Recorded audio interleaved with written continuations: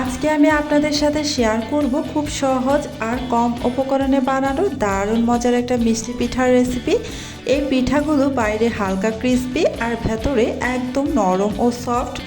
খেতে এতটাই মজা যে একবার খেলেই বারবার খেতে ইচ্ছে করবে।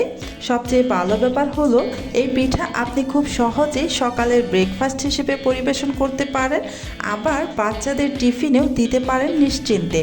ঝামেলা কম, সময়ও কম লাগে, তাই ব্যস্ত সময়েও এটি খুব সহজে বানানো যায়। চলুন তাহলে দেরি না করে দেখে নিই কীভাবে এই মজার মিষ্টি পিঠা তৈরি করা যায়। প্রথমেই একটি বাটির মধ্যে আমি 1 কাপ পরিমাণ সুজি নিয়ে নিলাম। আমি একটি পাত্রের মধ্যে আগে থেকেই মেজারমেন্ট কাপে মেপে 1 কাপ পরিমাণ সুজি রেখেছিলাম, সেই সুজিটাই এই বাটির মধ্যে ঢেলে দিয়েছি। এবার এখানে আমি নর্মাল পানি দিয়ে সুজিটাকে ভালোভাবে ভিজিয়ে নিচ্ছি। প্রথমে খুব বেশি পরিমাণে পানি দেওয়ার প্রয়োজন নেই, জাস্ট সুজিটা শুধু যেন ভিজে যায় সে অনুযায়ী পানি দিলেই হবে। পানিটা দিয়ে তারপর একটি কাঁটা চামচের সাহায্যে সুজিটাকে ভালোভাবে মিশিয়ে নিলাম পানির সাথে। এবার ঢেকে রেখে দিব প্রায় 5 মিনিটের মতো। এতে করে এই সুজিটা একদমই নরম হয়ে সফট হয়ে যাবে, দানা দানা ভাব থাকবে না, একদমই মসৃণ হয়ে যাবে। ফিরে আসছি 5 মিনিট পর। এই যে ঢাকনাটা আমি উঠিয়ে নিলাম। এবার এখানে দিয়ে দেবো আমি ময়দা হাফ কাপ পরিমাণ। 1 কাপ সুজির জন্য এখানে আমি হাফ কাপ পরিমাণ ময়দা ব্যবহার করেছি। আর দিয়ে দেবো গুঁড়া দুধ 1/3 কাপের মতো। গুঁড়া দুধের পরিমাণটা আপনারা চাইলে আরও বাড়িয়েও দিতে পারেন। এবার এখানে দিয়ে দিব চিনি 2 টেবিল চামচ পরিমাণ। চিনির পরিমাণটা আপনারা আপনাদের ইচ্ছে অনুযায়ী দিবেন, যে যেমনটা মিষ্টি পছন্দ করেন কম বা বাড়িয়ে। তবে আমি কম পরিমাণেই দিয়েছি, খুব বেশি দেইনি। এই কম হালকা মিষ্টি হলেই খেতে বেশি ভালো লাগে।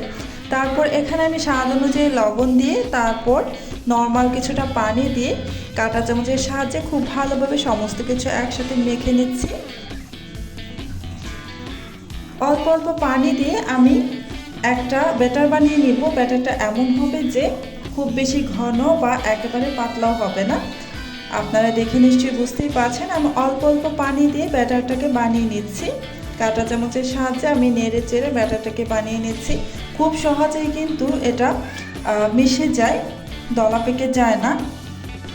যারা এখনও আমার ভিডিওটা দেখতেছেন প্লিজ আমার ভিডিওতে একটা লাইক দিয়ে দিবেন।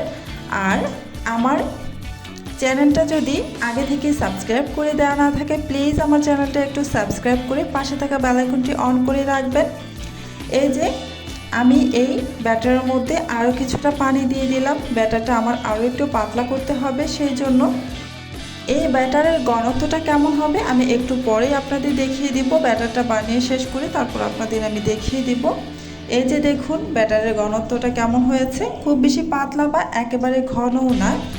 ব্যাটারটা দেখে নিশ্চয়ই বুঝতেই পারছেন এর ঘনত্বটা কেমন হয়েছে। খুব বেশি পাতলা কিন্তু একেবারে ঘন রাখিনি। এইভাবেই ব্যাটারটাকে বানিয়ে নিতে হবে।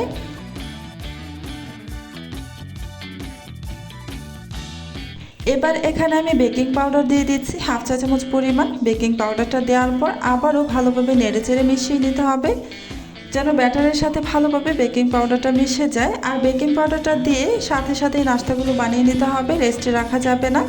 বেকিং পাউডারটা দেওয়ার পর রেস্টে রাখার কোনো দরকার নেই। এই রেসিপিটা বাচ্চারা খেতে কিন্তু ভীষণই পছন্দ করে, বাচ্চাদের সাথে সাথে বড়রাও খেতে ভীষণ ভালোবাসে। আর ব্যস্ত সকালে এই রেসিপিটা করতে একদমই ঝামেলা লাগে না, অল্প সময়ের মধ্যেই কিন্তু অল্প উপকরণে রেসিপিটা করে নিতে পারবেন। এই যে ব্যাটারটা আমার হয়ে গিয়েছে, এবার আমি চলে যাব চুলায় এই পিঠাগুলো বা এই নাস্তাগুলো বানানোর জন্য। চুলায় একটা প্যান বসিয়ে দিয়েছি, প্যানের মধ্যে আমি সামান্য একটু তেল দিয়ে দিলাম। তেলটা দিয়ে পুরো প্যানের মধ্যে আমি ভালোভাবে ছড়িয়ে নিচ্ছি। পুরো প্যানে যেন তেলটা ভালোভাবে ছড়িয়ে না যায় সেভাবে ছড়িয়ে নেবেন।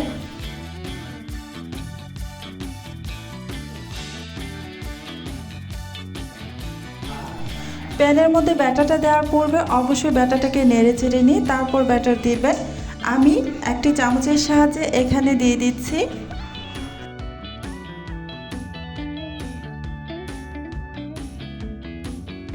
প্রথমে 1 চামচ দিয়েছি, একটু ছোট মনে হচ্ছে তাই আমি আরও 1 চামচের মতো এখানে দিয়ে দিলাম। আপনারা এই নাস্তাটা কতটা বড় রাখতে চান বা ছোট, সেটা আপনারা আপনাদের ইচ্ছে অনুযায়ী বানিয়ে নেবেন। একদম ছোট ছোট বানাতে পারবেন, আবার পরোটার মতো বড় বড় করেও বানিয়ে নিতে পারবেন। এবার ঢাকনা দিয়ে ঢেকে প্রায় 30 সেকেন্ডের মতো আমি অপেক্ষা করেছি। 30 সেকেন্ড পর ঢাকনাটা উঠিয়ে নিয়ে এই যে আমি নাস্তাটাকে একটু উল্টে দেব। অসংখ্য ছিদ্রযুক্ত হয় এই নাস্তাটা। দুই পাশে আমি খুব সুন্দর কালার করে ভেজে নেব, যেন সোনালি একটা কালার চলে আসে। এই যে আরও 30 সেকেন্ডের মতো পর আমি ঢাকনাটা উঠিয়ে নিয়ে আবারও একটু উল্টে পাল্টে দিচ্ছি। এভাবে একটু উল্টে পাল্টে এই নাস্তাটাকে ভেজে নেবেন। দুই পাশে খুব সুন্দর একটা কালার চলে আসবে। একটু কালার করে ভেজে নেবেন, এতে করে উপরটা বেশ ক্রিস্পি আর ভেতরটা কিন্তু নরম সফট থাকবে। এই যে দেখুন, দুই পাশে আমি খুব সুন্দর করে ভেজে নিয়েছি। এবার এটাকে আমি উঠিয়ে নিচ্ছি। সেমভাবে আমি আরও একটি আপনাদের বানিয়ে দেখিয়ে দিচ্ছি। প্যানের মধ্যে আবারও 2 চামচের মতো ব্যাটার দিয়ে দিচ্ছি। আমি আবারও বলছি, এই নাস্তার শেপটা আপনারা আপনাদের ইচ্ছে অনুযায়ী দিবেন, বড় বা ছোট যে যেমনটা পছন্দ করেন। 30 সেকেন্ডের মতো ঢাকনা দিয়ে ঢেকে তারপর এই যে আবারও উল্টে দিচ্ছি। এবার কিন্তু এখানে একটু তেল দিয়ে দিতে হবে। সামান্য একটু তেল দিয়ে আবারও ঢাকনা দিয়ে ঢেকে আরও 30 সেকেন্ডের মতো রেখে দিব। এই যে 30 সেকেন্ড পর আমি ঢাকনাটা উঠিয়ে নিয়ে আবারও একটু উল্টে পাল্টে একটু কালার করে ভেজে নেব। দুই পাশে যেন সুন্দর একটা কালার চলে আসে, এতে করে নাস্তাটা খুব সুন্দর, উপরটা মুচমুচের ভেতরে নরম আর সফট থাকবে। সেমভাবে আমি কিন্তু বাকি সবগুলো নাস্তা ভেজে নেব।